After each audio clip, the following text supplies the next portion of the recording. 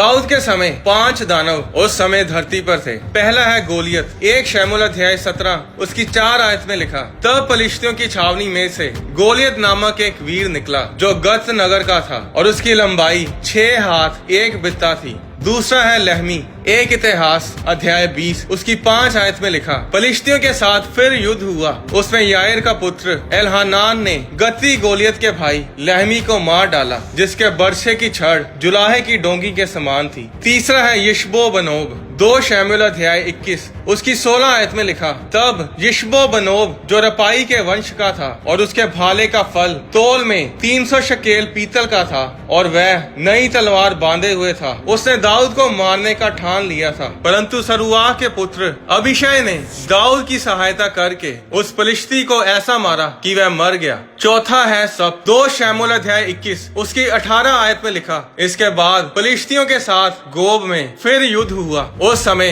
हुशाई सिबके ने रुपाई वंशी सबको मारा। 5वें दानव का नाम तो बाइबल में बताया नहीं गया, पर उसके बारे में 2 शमूएल अध्याय 21 उसकी 20 आयत में लिखा, फिर गत में भी युद्ध हुआ और वहाँ बड़े डील डोल वाला एक रुपाई वंशी पुरुष था, जिसके एक एक हाथ पांव में 6-6 उंगली अर्थात गिनती में 24 उंगलियां थी। जब उसने इजराइल को ललकारा, तब दाऊद के भाई शिम्मा के पुत्र योनातान ने उसे मारा। दुष्ट आत्माएं नूह के समय आए जल पर लय के बाद आई। उत्पत्ति अध्याय 6 से पहले किसी भी दुष्ट आत्मा का जिक्र नहीं है, पर दानवों की मृत्यु के बाद दुष्ट आत्माओं का जिक्र आना शुरू हुआ। दुष्ट आत्माएं वो हैं जो दानवों के मरने पर उनमें से निकली थी। अब दाऊद आता है और वो गोलियत को गोफन से मार गिराता है और वो उसके सिर को उसके धड़ से अलग कर देता है। दानव शैतान के वंश थे और दाऊद ने उस शैतान के वंश को खत्म किया। दाऊद ने शैतान के शारीरिक वंश को खत्म किया। 1 इतिहास अध्याय 20 उसकी 4 से 7 आयत में हम पढ़ते हैं कि दाऊद और उसके लोग दानवों के साथ लड़ते हैं और वे दानवों को मार डालते हैं, और यही कारण था कि शैतान अपने वंश के खत्म होने पर गुस्से में आता है। और 1 इतिहास अध्याय 21 उसकी 1 आयत में शैतान ने इजराइल के विरुद्ध उठकर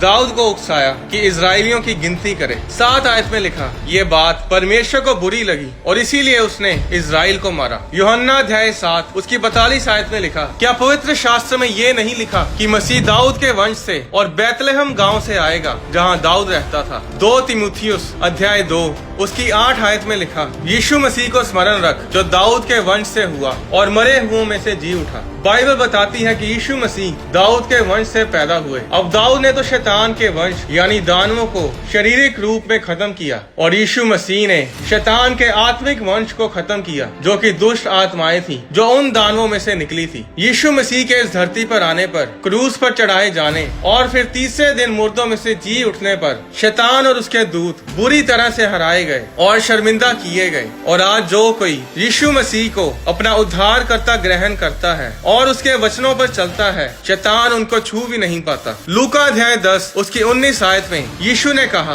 देखो मैंने तुम्हें सांपों और बिच्छुओं को रोनने का और शत्रु की सारी सामर्थ्य पर अधिकार दिया है। मरकुस अध्याय 16 उसकी 17 आयत में लिखा, विश्वास करने वालों में ये चिन्ह होंगे कि वे मेरे नाम से दुष्ट आत्माओं को निकालेंगे, नई नई भाषा बोलेंगे, सांपों को उठा लेंगे और यदि वे प्राण नाशक वस्तु पी भी जाएं, तो भी उनकी कुछ हानि ना होगी। वे बीमारों पर हाथ रखेंगे और वे चंगे हो जाएंगे। परमेश्वर के वचन से जुड़े गहरे भेदों की वीडियोस को देखने के लिए होली स्पिरिट प्रोडक्शंस चैनल को सब्सक्राइब करें और साथ ही बने बेल आइकन पर क्लिक करके ऑल नोटिफिकेशंस को सिलेक्ट करें, ताकि चैनल पर अपलोड की जाने वाली हर वीडियो आपके फोन में जरूर पहुंचे। अगर आप डोनेट करना चाहते हैं तो आप होली स्पिरिट प्रोडक्शंस के बैंक अकाउंट में या QR कोड के जरिए भी हमें अपनी डोनेशंस भेज सकते हैं। परमेश्वर आपको आशीष दे।